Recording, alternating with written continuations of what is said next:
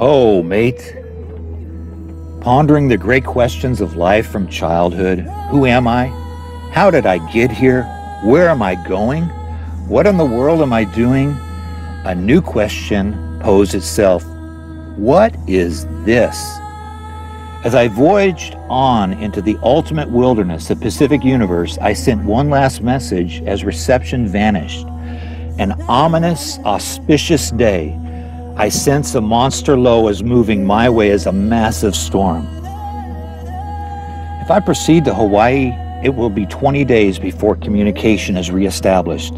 Southern California, nearly a week. No one, not even I, knew where I will emerge. 100 miles offshore the Oregon-California border, a solo snowy white owl appeared on the horizon flying toward me. The owl circled the mast dozens of times, sometimes perching on the spars. What is a wilderness? It is off-grid bliss. Yes, it's a place of isolation that by its nature tests and tries the best of men and women.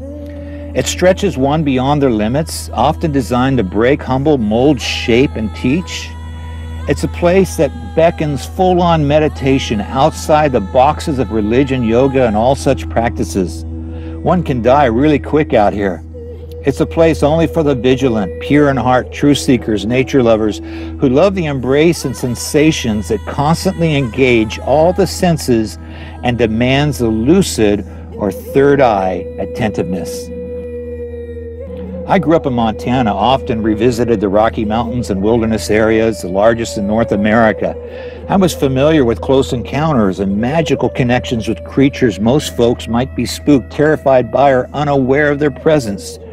Creatures that might be shot and killed by superstitious people lacking consciousness. We have more to learn from animals than they do from us.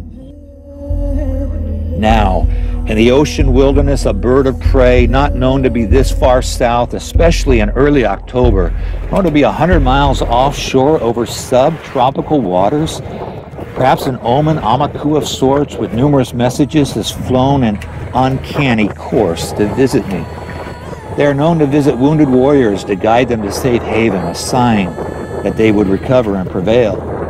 The owl's presence encouraged me to voyage further offshore to avoid the full fury of the storm's strong side pressed against the cascading mountains of the west coast that would funnel and double the wind speed and wave height. The owl also spoke of the changes.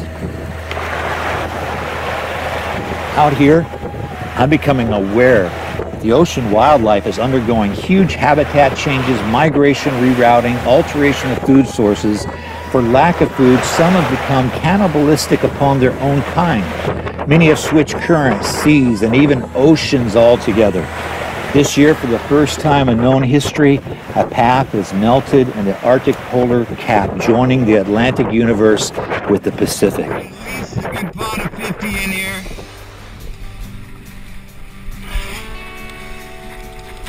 The day prior, I awakened to dolphins outside the cockpit, splashing about as though waiting for me to wake up, get my cameras, and come have a seat on the bow for the grandest coliseum.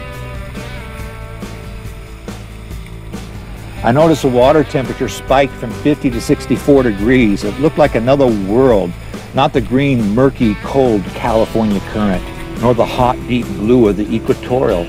It was altogether different, a black sea, subtropical. The fish and marine mammals were different. An ocean is made up of various currents, streams, and seas of water, each one different in composition, temperature, color, and marine life. In the North Pacific Ocean, the primary currents are the North Pacific, North Equatorial, Counter-Equatorial, California, Oyashio Alaskan, and the Kuroshio. The Kuroshio is similar to the Atlantic's Gulf Stream. It is a powerful force that shoots up from the Philippines past Japan, or the Devil's Sea, infamous as the Bermuda Triangle of the Pacific. What I call horizontal waterfalls cascade into the streams of Ku or Kuro. Legends are told of the sailors lost and bewildered on the strange tides. The streams penetrate through other currents, twisting and turning across the ocean. They're not navigable by most ships 6 months of the year due to the monstrous storms and winter hurricanes. That plus their distant locations from shore has served to protect the wildlife here better than most waters. In time, I'll discover this to be the last, somewhat teeming vestige of marine life in the North Pacific.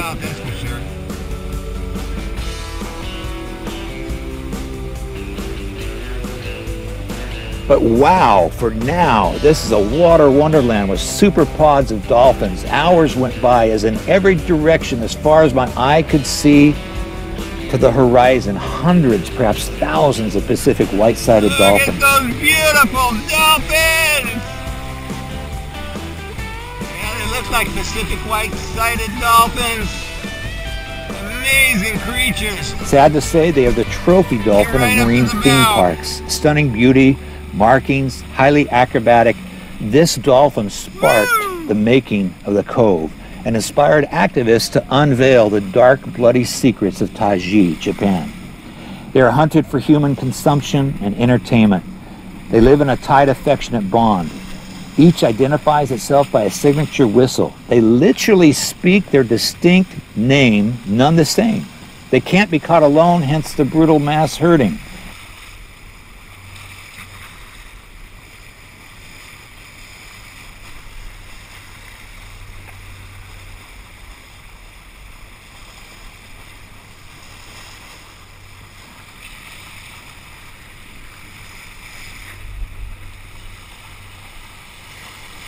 Then I noticed dozens of odd-looking dolphins merged into one superpod. Some look like wild hybrids, northern right whale dolphins. That kind of looks like it's actually another type of dolphin, or there's just some big ones in here. Little is known of this mysterious group missing dorsal fins. They're difficult to find in the equally mysterious Kudo streams.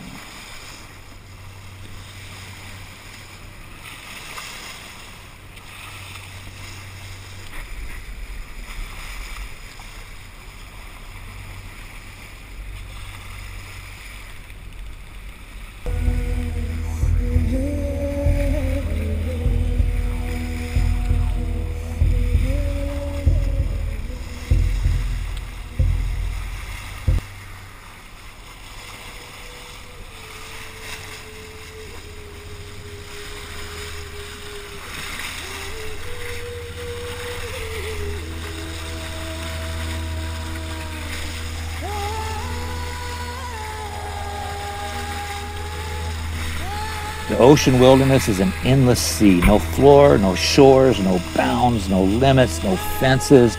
So vast, measureless, engulfing, covering the earth. It's ever evaporating to water, oxygenate, and cleanse the planet. Incredible.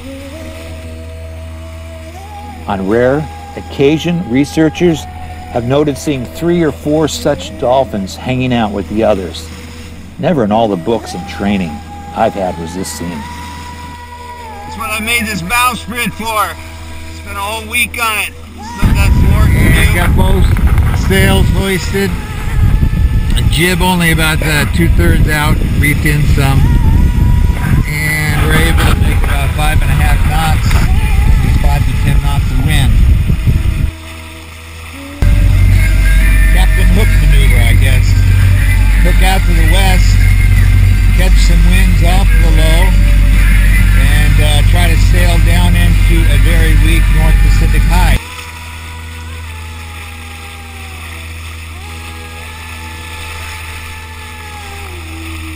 And hopefully, get some of that wild and wacky wind action. Now if you look out yonder, we've turned direction. The west swell starting to pick up a little bit. It's a wild thing, always changing, never the same, yet constant. Off-grid bliss in the ultimate wilderness. It would be a year till I made it to a city, then discovered the existence of smartphones when I thought people were talking to me as they walked by. Then I wondered, are they crazy talking to themselves? I noticed most everyone lost, gazing into a wee screen of microscopic, unreal existence. I stated on a bus, "Hey, I'm not in your dumb phone, I'm right here. Talk to me, please."